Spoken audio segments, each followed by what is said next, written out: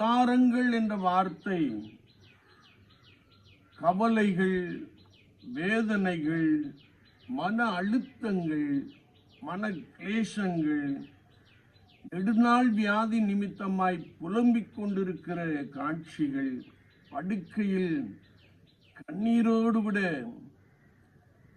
இருக்கின்ற காட்சிகள், குடிகார கணவன் நிமித்தமாய் குடும்பத்திலே பலவிதமான பிரச்சனைகள், வறுமைகள் ஆகிய இவற்றின் நிமித்தமாய் தூக்கமின்மை